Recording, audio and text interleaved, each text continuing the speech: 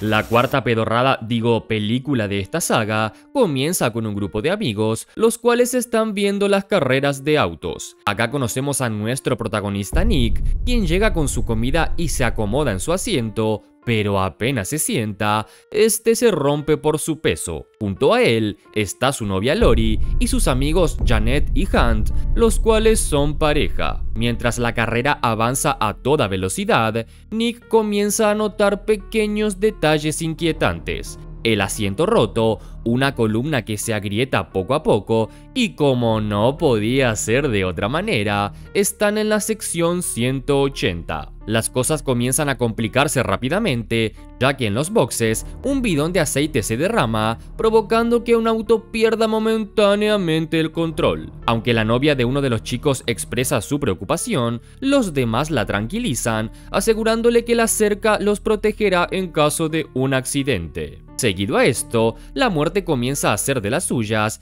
ya que vemos que las tuercas de la reja comienzan a aflojarse por las constantes vibraciones de los motores. En un momento, Nick recibe un folleto que dice "En memoria de nuestros amados pilotos" y ve una camiseta con el lema "La vida apesta y luego te mueres". Cada vez más nervioso, observa las grietas en las estructuras y le pregunta a su novia si también siente ese escalofrío de que algo terrible está por pasar. De repente, todo se va a la mierda en cuestión de segundos. En los boxes, un auto sale a toda velocidad después de repostar, pero arrastra consigo un destornillador que queda atascado en el surtidor de combustible. La herramienta se desprende y cae en medio de la pista, donde otro auto la pisa y revienta una llanta. El vehículo se eleva en el aire girando sin control y una de las llantas detona a una de las espectadoras en las gradas. La gente corre muerta de miedo y Nick y su novia Lori intentan escapar entre el tumulto. Mientras tanto, el auto que giraba en el aire se estrella contra las gradas, destrozando todo a su paso. La estampida humana solo empeora las cosas, ya que los asientos de madera se parten bajo la presión, dejando astillas gigantes que se clavan en quienes pasan cerca. En un momento brutal, una pareja que intenta huir es embestida por un capó que sale volando, el cual los corta por la mitad. Una mujer intenta escapar, pero se tropieza y cae, y como siempre pasa en este tipo de situaciones, es pisoteada por toda la multitud, pero esto no es lo que la termina matando, sino un motor que sale volando y le cae encima. Un hombre intenta correr, pero se tropieza y cae de lleno sobre una astilla de madera que lo atraviesa desde la nuca y le sale por la boca. A continuación, los amigos de Nick son aplastados por un pedazo de escombro gigante y cuando él, su novia y un guardia de seguridad intentan escapar, una explosión los calcina y la misma manda a volar a Nick, quien termina incrustado contra un fierro que lo atraviesa de lado a lado. Y bueno, quiero aclarar de entrada que para mí esta película es una bosta. La trama es una poronga, no aparece el mejor personaje de toda la saga, que es el forense, y como salió en el 2009 y toda la moda de los lentes 3D estaba a full, todas las películas salían optimizadas para eso y esa es la razón por la cual los efectos son tan chotos. Esta película envejeció horriblemente mal. Como pasa en todas las pelis de Destino Final, Nick vuelve a la realidad como si hubiera tenido una pesadilla, pero de pronto la realidad comienza a repetirse. Los mismos diálogos, los mismos gestos, los mismos hechos y las mismas señales. Ante esto, Nick intenta advertirles, describiendo cada detalle de su premonición, pero sus amigos solo se miran incómodos y de repente, cuando ve al auto que desencadenará el caos entrar en los boxers, les grita que huyan, pero su amigo se niega, diciéndole que gastó demasiado dinero como para huir. La discusión se vuelve física, lo que lleva a Nick a chocar contra un hombre y cuando están a punto de golpearlo, escapa corriendo con su novia, sus amigos, el guardia de seguridad llamado George, este mecánico llamado Andy y su novia Nadia, este hombre llamado Carter a quien llamaremos el racista y esta mujer llamada Samantha. Seguido a esto, el accidente sucede tal cual como Nick lo había predicho. El racista quiere ir a buscar a su esposa, pero el guardia ya no puede dejarlo entrar y de la nada, una llanta cae del cielo y le arranca la cabeza a esta chica. Seguido a esto, vemos al grupo tomando un café, aún conmocionados por lo que acaban de ver. Janet mira fijamente a Nick y le pregunta cómo sabía lo que iba a pasar, y él dice que no lo sabe, que simplemente lo vio, mientras en las noticias hablan de que el accidente dejó un saldo total de 42 muertos. Hunt no cree que Nick lo haya salvado y dice que si él está vivo es gracias a su moneda de la suerte. Esa misma noche, mientras duerme, Nick tiene un sueño extraño: una cruz, una puerta, una herradura, cadenas, un gancho y efectos de mierda. Por sobre todo, efectos de mierda. Mientras tanto, el guardia está en su casa y vemos que afuera, en la oscuridad, el racista que perdió a su esposa lo observa desde su camioneta, listo para vengarse, ya que según él, su esposa murió porque George no lo dejó volver a entrar.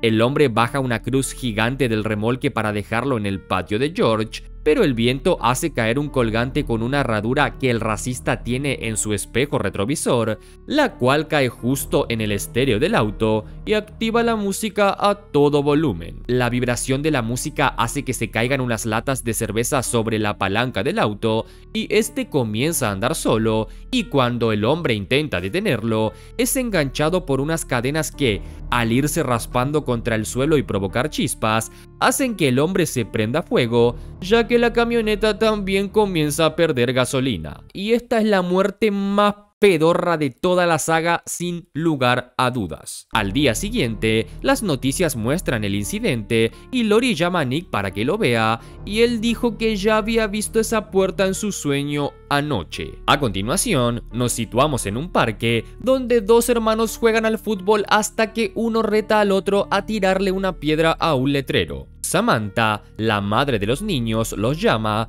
dándoles dinero para que sigan jugando mientras ella va a la peluquería a la cual llega tarde, pero es atendida de todas formas. En la peluquería parece que la mujer va a morir porque este ventilador se ve flojo y de hecho se cae, pero lo hace enfrente de ella, solo provocándole un susto. Luego de esto, al terminar, la mujer sale a la calle y ¿recuerdan la piedra que los niños tiraron al parque? Bueno.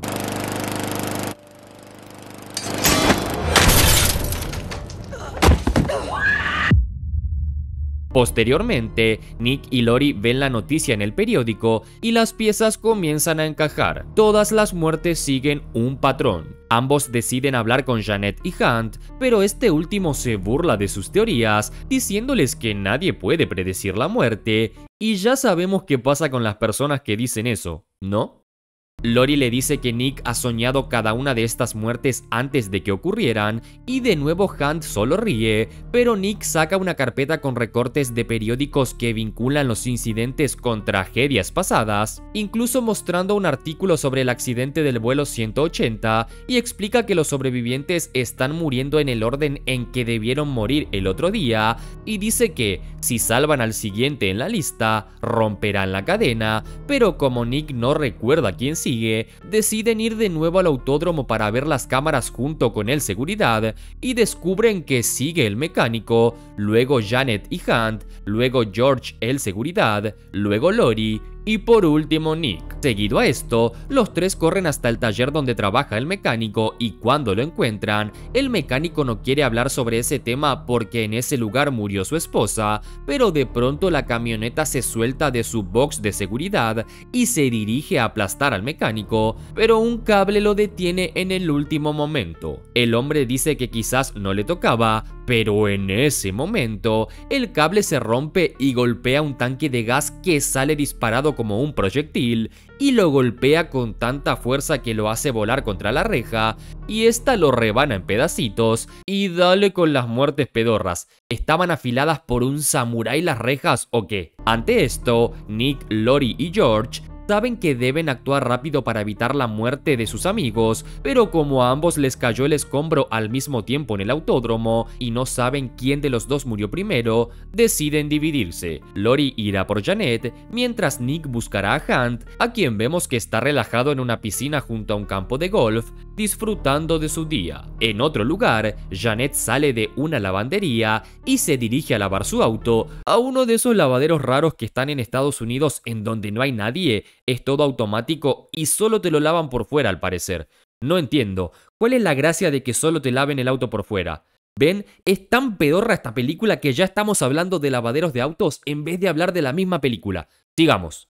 Cuando el lavado comienza, la antena de su camioneta se rompe y provoca un cortocircuito, deteniendo el auto a mitad del lavado. Los rodillos siguen moviéndose, arrastrando el vehículo mientras una tubería reventada inunda todo el interior. Janet, atrapada, trata de salir pero no puede y de inmediato el agua sube hasta el techo y ella apenas logra sacar la cabeza por el techo corredizo. De repente, un chispazo eléctrico reactiva el sistema, haciendo que el auto avance de nuevo, pero ahora con su cabeza atorada y cuando parece que va a morir, Lori llega y empuja el auto con el suyo, salvando así a su amiga de la muerte. En otro lado, Nick trata de llamar a Hunt sin éxito y mientras conduce, ve un cartel y tiene una premonición fugaz: monedas, una tubería y agua. Como Hunt sigue sin contestar, Nick le deja un mensaje de voz advirtiéndole que se mantenga lejos del agua. Cuando Hunt está a punto de contestar, un niño le moja el celular con una pistola de agua y se lo arruina,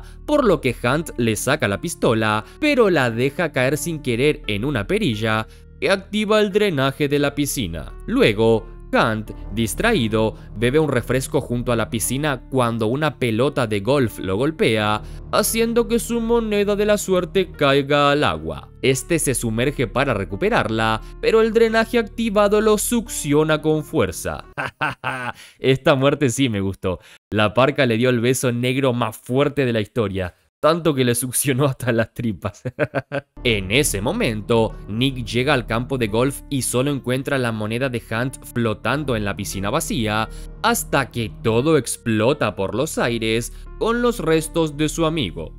Seguido a esto, Lori le pregunta a George qué pueden hacer a continuación y ante esto, George le responde que si la cadena de muertes no ha sido interrumpida, entonces él podría ser el próximo. Luego de esto, Nick y Lori comienzan a cubrir con cinta y cartón todos los objetos que consideran potencialmente peligrosos. En medio de esa preparación, Lori se pregunta cómo es posible que George esté tan tranquilo sabiendo que podría morir en cualquier momento, mientras que a ella la consume la incertidumbre de pensar que podría ser la siguiente. En ese momento, una corriente de aire entra por una ventana y vuelca una taza de café sobre un periódico. Curiosamente, el líquido moja todo menos unas palabras específicas, dejando visible la frase "por actuar, se salvaron". Ante esto, Nick interpreta esto como una señal del destino para actuar y evitar lo que parece inevitable. A continuación,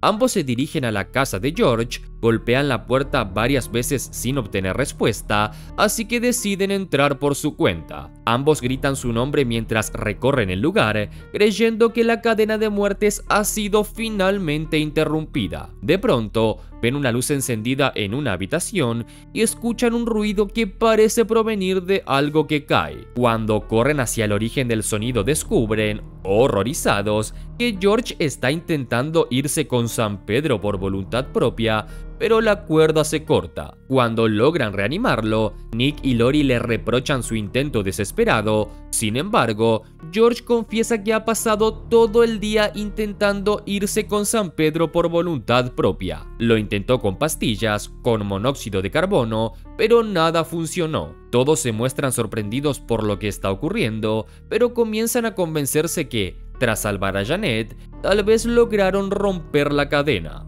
Más tarde, ya en su casa, Nick está guardando su ropa cuando recibe una llamada de Lori, quien se encuentra en una cafetería. Ella le confirma que ya tiene los boletos de avión y lo invita al cine, pero Nick prefiere quedarse a descansar antes del viaje a Ámsterdam que ambos harán para festejar que le ganaron a la muerte. Mientras tanto, Janet se reúne con Lori en el café. Nick, por su parte, continúa empacando cuando de pronto un libro cae al suelo y se abre una página que muestra una ilustración de una mano saliendo del agua como si alguien se estuviera ahogando. En ese momento, Nick tiene otra visión. Ve sirenas de policía, un grifo de agua, una serpiente y finalmente un baño de sangre. En ese momento, Nick enciende la televisión y ve una noticia sobre un sobreviviente del accidente llamado Jonathan, el cual se encuentra hospitalizado. Al ver esto, Nick sale de su casa a toda velocidad rumbo al hospital y mientras conduce, llama a George para contarle lo que ha visto y explicarle que deben hacer todo lo posible por salvar a Jonathan, ya que según sus visiones, él es el siguiente en la cadena de muerte. Luego de esto, vemos a Jonathan intubado en su habitación de hospital. La escena cambia y nos muestra una bañera que comienza a llenarse para bañar a un hombre con discapacidad y cuando el enfermero se retira del lugar, olvida cerrar la canilla, por lo que el agua comienza a desbordarse lentamente. Jonathan comienza a despertar al sentir las gotas de agua que caen del techo, ya que la bañera está ubicada justo en la habitación de arriba. La cantidad de agua aumenta rápidamente y aunque intenta pedir ayuda, no puede hablar por estar intubado. De inmediato, vemos que Jonathan logró bajarse de la cama y comienza a arrastrarse en un intento desesperado por salir, y justo en ese momento, Nick y George entran a la habitación, pero no logran hacer nada, ya que la bañera del piso de arriba se llenó de tal manera que atraviesa el techo, aplastando a Jonathan. A continuación, George y Nick salen del hospital discutiendo sobre si la cadena de muertes realmente se ha detenido, y en ese momento... I think we just keep an eye out for any signs of danger. I think we got a shot, okay? Let's just go find Lori and Janet. No, not that. I mean, it's like deja vu. My wife said that deja vu is like God's way. Seguido a esto, la historia se traslada al centro comercial, donde Janet y Lori están de compras. Vemos a las chicas subiendo por una escalera eléctrica cuando de repente el cordón de una de sus zapatillas se atasca, lo que la hace entrar en pánico al pensar que podría morir ahí, pero por suerte, el cordón se rompe justo a tiempo y logra liberarse. Al mismo tiempo, en una zona en construcción del centro comercial, una lona se suelta de una ventana. Los rayos del sol, al pasar por unos lentes dejados sobre una mesa, actúan como lupa y comienza a encender un montículo de aserrín que está en el suelo. Mientras tanto, Janet y Lori se preparan para entrar al cine. Nick, que llega apresurado al centro comercial, ve pasar un autobús con el mensaje "El amor se está muriendo", que es el nombre de la película que Janet y Lori van a ver, y de inmediato tiene una premonición. Visualiza unas cadenas, fuego, una frase que dice "es aquí", clavos volando por todas partes y una explosión devastadora. Ante esto, ahora más desesperado que antes, va en busca de las chicas. De nuevo en el área de construcción, la misma lona que estaba medio suelta ahora se suelta del todo y activa un gran ventilador industrial que a su vez hace mover el carrito que derrama un líquido aparentemente inflamable que hace un camino hacia unos bidones de combustible. Mientras tanto, Janet y Lori están dentro de una sala de cine viendo una película en 3D. Lori nota cada vez más señales extrañas y reconoce en la película una frase que Nick había visto anteriormente: "hasta que la muerte nos separe". Inquieta, le dice a Janet que tiene un mal presentimiento, pero Janet le resta importancia y le pide que disfruten de la película. En ese momento, la madera en la zona de construcción se incendia y el fuego se propaga rápidamente hasta los bidones de combustible. En ese instante, Nick llega al cine y busca a Lori, pero ella no se encuentra en la sala donde él creía que estaba. Mientras el fuego continúa avanzando, finalmente logra encontrarla, le cuenta lo sucedido con George y le ruega que se vayan, pero Janet no les cree y asegura que las muertes ya terminaron y que no vivirá toda su vida con ese miedo, pero en ese momento, Nick y Lori abandonan la sala justo cuando los bidones explotan y Janet termina con San Pedro.